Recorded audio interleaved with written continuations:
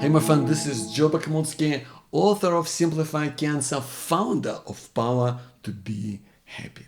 Listen, as we're talking about finding hope in the time of uncertainty, we gotta talk about the tough times. We gotta talk about the tough times that sometimes we fall into these dark places where you feel trapped, where you feel like that there's no way out, and that you're like, it's like you're swimming against the tide, where you've got this burden and it's weighing down heavy on you, and you don't know where to turn. Sometimes you don't know. You feel like, because you feel like no one really gets you, and that you feel like it's never even going to change. Like, it's so hard to deal with it because you're in this, in its dead end. It's like you've hit the wall, and you don't really see a way out of this. And when you're in that place, I mean, it's incredibly hard to make decisions.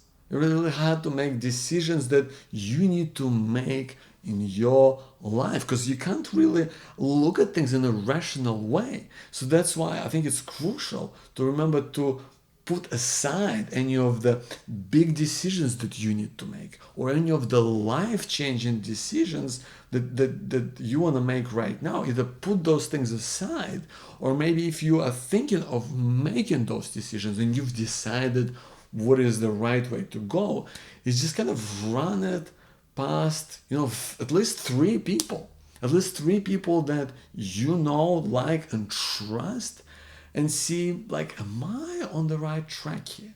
Is this something that I'm really might regret later down the line? Because you don't want to be able to do that. That's why, if you can't really put it off, just check in with three people that you can trust on this.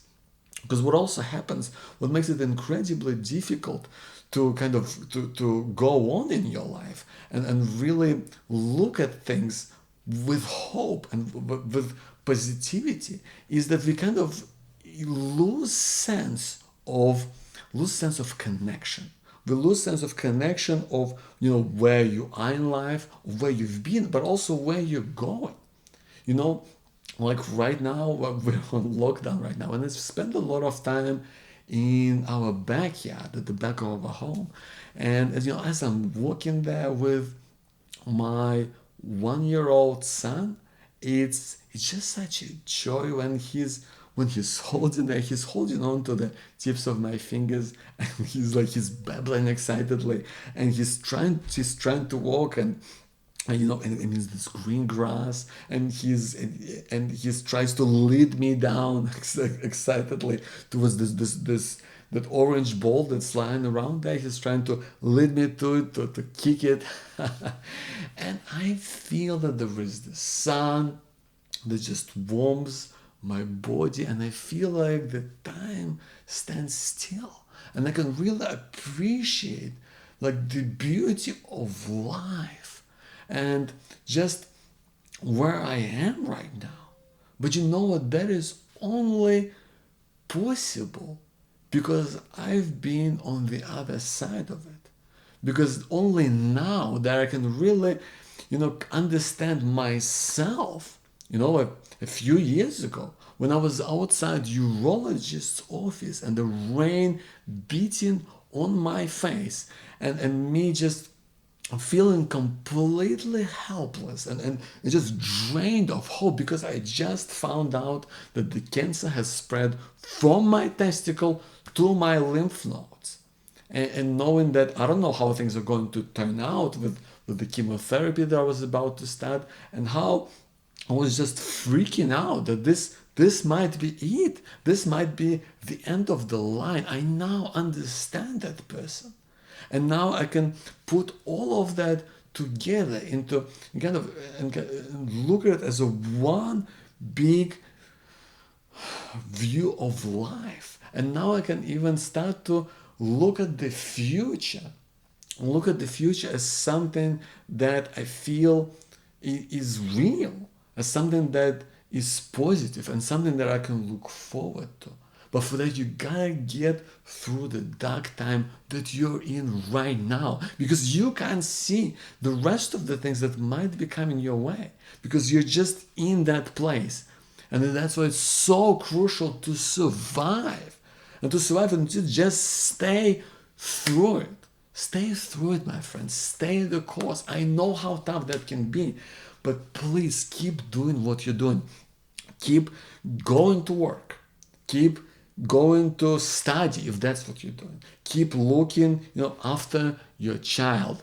Keep on doing what you are doing. Keep looking after your dog. Do what you need to do in your life just to stay alive, just to get through it.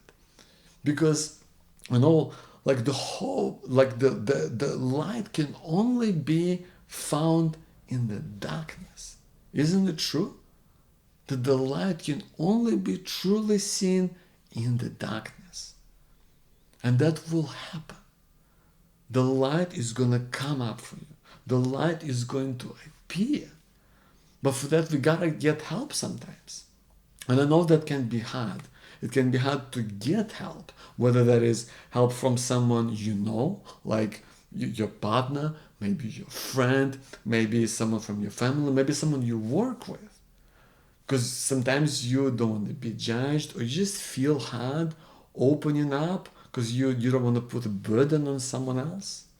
But it's also sometimes hard to open up to maybe a person that you don't know, like your doctor or a psychologist or a counselor, who really want to be there and want to help you, but it can be hard to open up. It's hard to accept help from other people. I know how tough that can be. And that's why I would like to ask you to give help. To give help to people around you, to people that are already in your life, to people in your community, to people that you can make a difference to in some small way. Is there any way that you could volunteer in your community to help people out? Is there any way you could donate money to a good cause? What are some of the little things that you can do for people in your life? Maybe for your partner. Could you maybe give them a small gift and say, you know what, I really appreciate having you in my life, and I love for you to be there. I really appreciate everything that you do for me. Maybe send an email to someone, to your mate, and say, hey, you know what? Thanks for being here. Thanks for helping me out. You mean a lot to me. Or maybe sending a bunch of flowers to your mom and cheering her up. I think when we give help, when we help other people out, when we cheer them on and celebrate them, it's so much easier to accept help yourself, to accept help where you're at. Because we need that. Because the help, it's like an equation. You gotta sometimes give help first before you feel comfortable accepting help in your life. And knowing that the hope is there. Like at the moment, my 1-year-old son, as we're walking around our house at night, I'm carrying him in my arms, and sometimes he's obsessed with lights. He would be pointing everywhere in the house and pointing, going, light, light, light. And and it's weird, because when I started noticing it, even in the afternoon, he'd point somewhere and go, light, light. I'm going like, what are you talking about? Like, there's no light. Like, the lights are off. But he knows where the lights should be. And that's where he's pointing. And I think that's how we gotta be with hope sometimes.